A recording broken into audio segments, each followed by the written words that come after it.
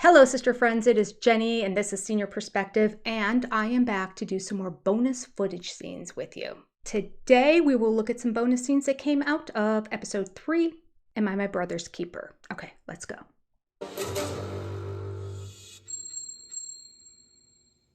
Okay, in the very first scene, we have McKelty. I have to admit, I'm doing all of this off of my notes from when I watched these episodes. McKelty also talked about this in one of her Patreons. And just this past weekend, I caught up and watched her past 3 Patreons.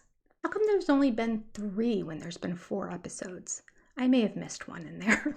At any rate, I'm going to give you some information, but if the clip doesn't match it exactly and I tell you more than what you see, it's because it was in McKelty's Patreon, because her and Tony were talking about this. All right, so at the hospital, McKelty says that she really wanted to have a mirror to see the C-section because the curtain would be there. And Dr. Bean was explaining, yep, this procedure, we're going to put the curtain there. But McKelty said she'd love to see it, and Dr. Bean said, fine, we'll get you a mirror. So she was very excited about it. The drape, it comes down about here, right? I can't see myself get cut open though, right? Actually, you can. Really? Yeah, we can set up a mirror so you can see it. Oh, that'd be awesome. That'd be so... Then you get to see your babies being born. Yeah, Yeah. because that's like the big thing. Is I want to watch them get Yeah, born. we've done that before.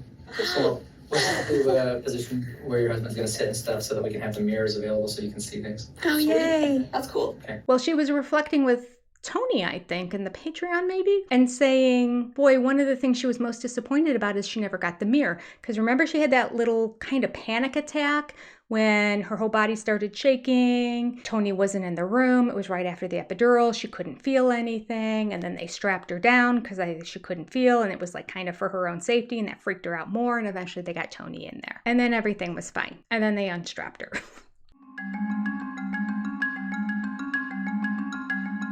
All right, I don't really understand the whole strapping process, especially if the epidural took effect immediately, and she said she immediately couldn't feel anything, but I guess you could still roll yourself off the table even if you're not feeling anything from the waist down. So she's talking with Tony about this and saying the one thing that she was the most upset about is that there was no mirror. She really wanted to see the whole procedure. She was very excited about it. And Tony said, well, there was a mirror. And she's like, no, there was no mirror. And he goes, there was a mirror. She's like, Tony, there was no mirror around. And she said, where was it? And he goes, above you, right above you was a mirror.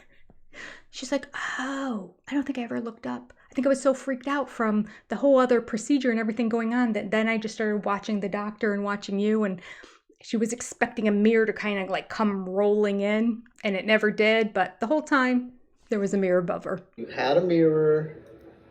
You could have seen things if you wanted. I didn't know it was there. It was above you. I right didn't know. above you. Tony, okay, again, I was panicking. I was panicking crazy. So I didn't know that there was a freaking mirror above me, and then you walk in the room. I mean, there was a mirror in the operating room. Yeah, I'm talking about the operating room right now, Tony. Not where you got the epidural. We got wheeled to a different room. No, we didn't. Yes, we did. No, we didn't. Yes. No, we got a wheeled to a different room after I gave birth. The operating room is where I got my epidural. They put you in there? They put me in the That operating room. was where the epidural was? If that's where the epidural was, then they had a mirror the whole time. Okay. Again, I was strapped down, had no movement. Tony wasn't there. He wasn't there until about 5 minutes after I was laid down and strapped to the gurney. They wouldn't let me. And so I've got these strangers here, and my heart rate is spiking, and I'm going in crazy, and I'm going insane, and I'm scared. I am so scared. They gave me blood pressure medication to calm me down because it was starting to put a panic on the kids, Tony. And then finally, Tony gets wheeled in, and I'm just barely starting to calm down because he's there. So I didn't think to look up. I wish I would have, though. Gosh, you should have told me. I'm never going to have that experience again, right Tony. there. Well, in terms of wanting to see it, of course Cody had opinions, because Cody has opinions about all women and their bodies. He loves to share his expertise as a former OBGYN himself. Right. And man who delivered children and went through childbirth. Oh, he thinks he did. So he knows, really, he knows. He watched 15 of them. I did. Dr. Cody Brown gives more advice to the world, explaining his coaching methods with Robin during labor. No, don't bring it out. Well, I made her mad, but, hey, listen, the way you're supposed to do this is... Oh, do tell us. is you know, you don't push out your breath. She was with her push. So she's breathing all of her air out. She wasn't. She most definitely wasn't. You need that oxygen in and the push. Breathe your push out. Except she wasn't doing that. She was bearing down and pushing, and then she blew out at the end. Yeah, relax while you do it. It's like, let's relax while we're doing this. Let's keep pushing, keep working. But loosen your face, loosen your jaw, relax. So relax. Keep pushing. Relax your face. Relax your jaw. What else, Cody? What else are we supposed to be doing? I wonder if they can give him an honorary OBGYN medical degree. So he shares, as a physician, I would tell her no, because you will react. Wrong. You know, she's going to be all numbed, but if she wants to watch it, she'll probably still flinch from just seeing it. Like I would. Weak. I mean, like seeing that scalpel go, I just don't know. Weak. No, I don't think I could do that. Weak. As a physician, I'd be like, nah, I can't have you do that because you will react. He's the worst kind of patriarchy. He's patriarchal and the worst kind because he doesn't have any knowledge to back it up. It's bad enough that he's the head of his family and he tells his wives what to do. But as a doctor, could you imagine him being your physician and just telling you what to do? No, you can't have a mirror. No, you'd react. That's why. No, I know you want it, but I know better. Dr. Cody Brown, you're going to react. No mirror. As a physician, I'd be like, nah, I can't have you do that because you will react. Thank God that man is not a doctor or the head of anything. That's a blessing. Cody the manipulator goes on to share with us, I never told my wives where to have their children. I just said to them, what do you want to do? I never told the wives they had to have the baby at home or they had to have it at a hospital. It was like, what do you want to do? There is no way. There is no way Cody Brown said, oh, we're getting to the third trimester. It's time to start talking about where you want to deliver. What are your thoughts and feelings on it, honey? Because it's your body. Let's do what you want to do. No way. You know Cody demanded that those be home births unless they had to go to a hospital. Unless... Wait for it. Here's another way he could present it. Oh, all right, we should start planning and doing our preparation for this birth. Now, you know, we don't have any medical insurance, so there's that in terms of if you decided to choose to go to a hospital, but if you chose to stay home, you know, wow, we've had so many beautiful, wonderful experiences delivering babies at home. It's been so special. They've been special experiences. And I think it's really what's going to be best for you and your overall psyche and your recovery, as well as what's best for the baby. But you choose. What do you want to do? That's how Cody would present it. Kind of like we just watched in the last episode. The little flashback scene that I inserted from Thanksgiving 2021, a year and a half after COVID hit, when he was insisting that all of the kids and wives follow these really strict, stringent COVID rules. Mind you, no one else in the country was at this point. And he was putting his foot down. In order for our family to all get together, this is what you have to follow. And if you decide not to follow it, then have a good Thanksgiving. That's all I've got to say about that. I hope everybody enjoys their Thanksgiving.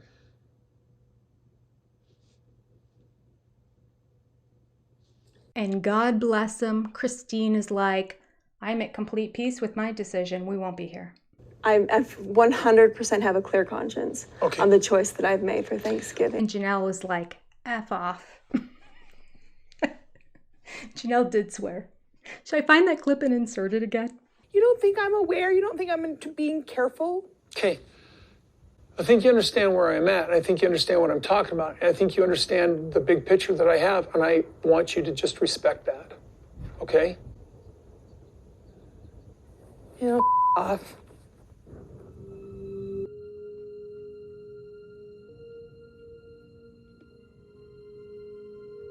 I bet that was actually the moment where Cody realized he's losing his wives. when both Janelle and Christine were like, peace out, dude. Your rules suck.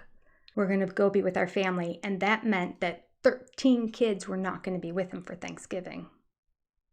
That would have not been a fun household to be in that night. Cody's fault. He could have had the whole family together. Ugh. Typical Cody. I'm going to give you options, but you don't even really get to pick between those options because there's only one I want you to do. I'm going to be really angry, Cody, if you don't choose the one I want you to choose. Janelle and Christine, I'll take option B. Yes. He didn't learn. I feel like all of a sudden Cody's doing this bait and switch. Like, oh, I respect it, but I'm going to put you on this guilt trip so that you will change your mind. So I don't really respect it, but I'm going to tell you I respect your decision. He didn't give two options to choose between that he would have been okay, whichever one they chose. And quite frankly, he shouldn't have done that anyway, because they're his wives. He shouldn't have been treating them like children and giving them just options of what he wanted. He's the worst. Cody goes on to explain that 4 times he had wives give birth at a hospital. One was Christine. We saw that on film. It was delightful. It was like rainbows and sunshine and unicorns. She loved it. She pushed that baby out quick. She said, I felt it, but there really wasn't any pain. It was lovely. Why didn't I give birth to all my kids this way? Epidurals are the way to go. That was Christine. There was another one that was a scheduled C-section. So that was Janelle with Savannah.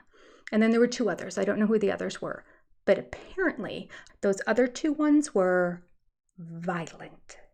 Sure they were. What do you mean, Cody?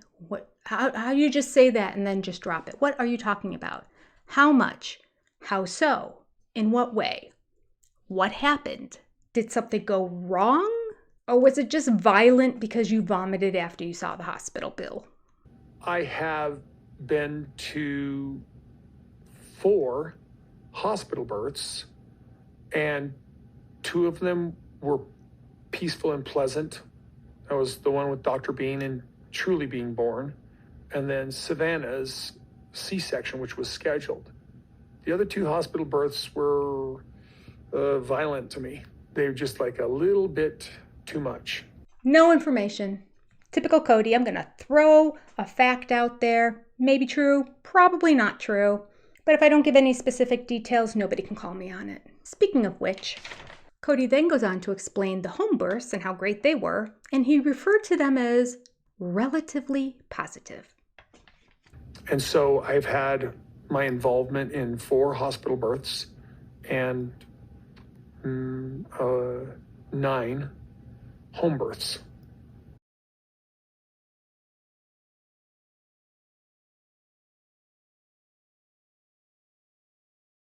So my home birth experience were all relatively positive. Relatively positive. Cody Brown, the man with no conviction, except for COVID rules. That's it. Swaying with the wind, using ambiguous language all the time so that nobody can really pinpoint him down. And when they challenge him on something, he can say, well, I didn't say it happened all the time. What are you talking about? I didn't say that. You're not paying attention to what I'm saying. So he uses words like this all the time. Relatively, at times, usually, sometimes. I might have kind of, sort of. On occasion. Or he'll refer to a situation and say, when a child does something like this, or when a wife would do something like this, and not say what child or what wife. The man is afraid to stand up for what he believes in. He's a coward. Coward. Language coward. We have our final scene here for episode 3. We're back to McKelty. Where are you going? Don't go, don't go! I need your help. This is when she was 38 weeks along, measuring 52 weeks. And she said something very interesting, and maybe Doc Karen, one of our sister friends who watches the show, or my other retired doctor friend somewhere further on the West Coast, I think it was. I'm sorry, I forgot your name. Maybe you ladies can chime in. Or any other OBGYN doctors out there. According to my notes anyway, McKelty said that her recovery is going to be longer, an extra 12 weeks outside of the recovery. Okay, maybe I missed something when I wrote this down. Maybe it'll make sense after I insert the clip here. So I am currently 38 weeks tomorrow exactly, but the mass of my stomach last week was measuring 52 weeks. You guys know, for recovery purposes, that means I do actually have to recover an extra 12 weeks outside of what a 40-week pregnancy has to. Are you serious? Yeah, because it's bigger.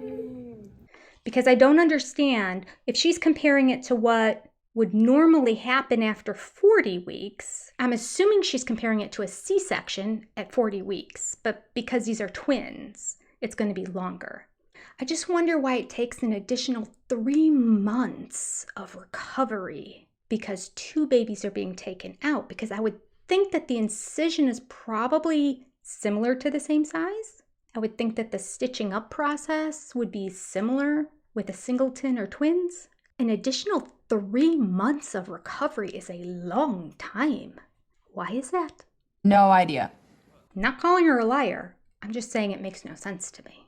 And that could very possibly be that I am just not educated in this area. And quite frankly, I'm not educated in this area. I never had twins. I never had a C-section. So help me out and write down below, why is Mykelti going to need to recover an additional 12 weeks over the recovery for somebody who delivers at 40 weeks?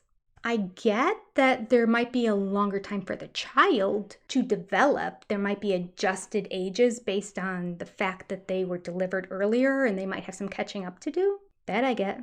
But I don't understand, if the mother delivers early, why that makes her recovery 3 months longer. Confused. Help me out. Is there a doctor in the house? We have a nice little scene of Janelle giving typical Janelle sweet compliments. She lets us know how strong Mykelti is. I've watched her during the pregnancy be this strong woman who is very flexible and very good shape, can climb the stairs with the Avalon and stuff in her arms. And I think if anyone could do it, she can do it. And I'm all for her trying. That was so sweet. Janelle's so nice. And it's true. Mykelti, she's a strong person. We have a little bit of Mykelti explaining that her babies are breech. Again, for the 100th time, I was just about to scream because I thought, oh my gosh, Christine's sitting right there. Christine was at the doctor's appointment. Well, I don't understand why we're explaining what breech is again. But Isabel was sitting there, and maybe Isabel didn't know any of this. So for that reason, I gave TLC a break in this fake little scene of providing information and sharing again. I know I didn't get in the show because we're sharing again that the babies were both breech. Now, what was interesting is that she said because they were both breech, it was going to be a C-section. Obviously, that is 100% the best thing to do for the child. Okay, never had twins, never had a C-section. I know that. But Mykelti shared that if one was breech and one was head down, that she would have had an option of doing a vaginal birth and then see if the other one turns and that one becomes a vaginal birth too. Again, Doc Karen and my other OBGYN specialists out there, let me know, is that standard? And because their heads are up, I can't deliver them through my vagina. I have to actually get cut open. If the first kid, baby A, was head down and baby B was breech, which would be the second kid that comes out, he'd be willing to risk delivering the second kid breech, meaning the doctor, because the kid's already slid it out of there once, like it's a little bit more positive. That it'll be okay, but since both are breech, it's just a little bit too scary to try to deliver them feet first. Because it seems like there would be a high likelihood of having to go to a C-section for the second one. And now Mama has to recover in 2 different locations. I'm thinking that recovery would be a nightmare. I've heard of it before. I can't remember where I heard of it, but I do remember somebody saying how horrendous it was that they had twins and they delivered one and then the other one wasn't coming and they had to do a C-section. Now, it wasn't that one was breech. It just, something happened. Pulse or the heart rate was dropping and then they just wanted to quickly get the second baby out. And so they went to a C-section. But in this case, if you know one's breech, why would you not just do both as a C-section and know that, okay, I only have this one incision to recover from, not all of me. Again, what do I know? Chime in, let me know, write it down below. I'm willing to be educated. Or if you agree with me, let me know. Make me feel good. It's just my opinion here. This channel's just my opinion, people. I'm not here to provide medical advice to anybody. I'm just trying to figure it out, make it make sense. Okay, so we have another little section of Mykelti sharing about her first night and the pain of that. And ooh, I felt it. I felt when she was describing it.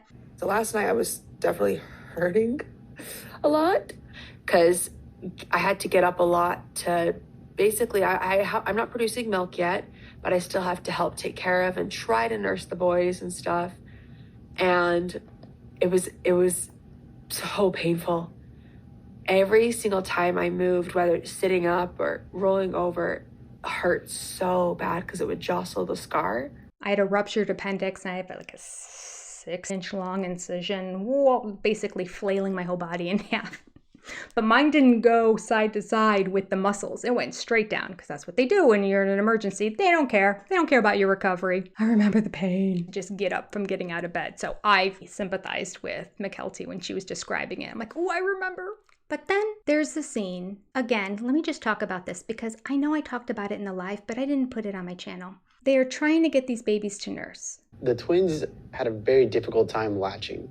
And so they kept not staying on the nipple and eating well, but they just didn't quite get it that night. It was difficult. And then it hurt emotionally because I was like, this is the one thing I'm supposed to be able to do is feed my kids, and I can't. They're not latching on. They're not nursing. And Robin went and gave them a pacifier at night.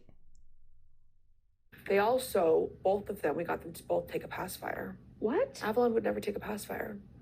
Never. That's crazy. But both of them took a pacifier last night as well, so it made it so I only had to wake up twice because they wanted the comfort, Yeah. but not necessarily need the food. No way. Yeah. So both of them did really well.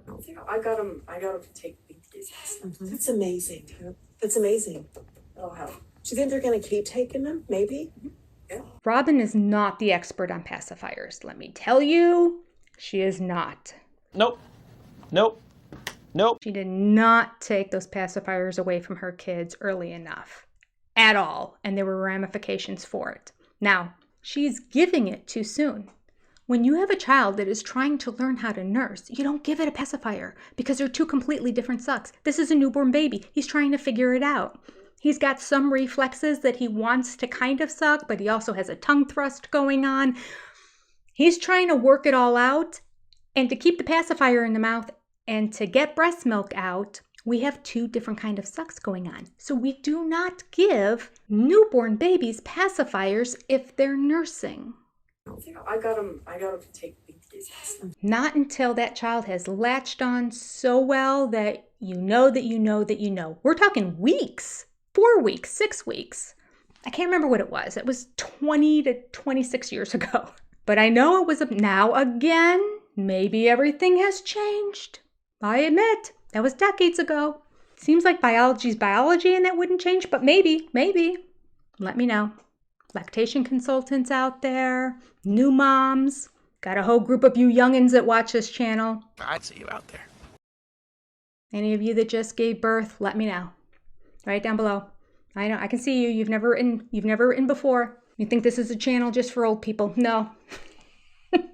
I want you to comment on my channel too. Actually, I've heard from a lot of you and you're delightful.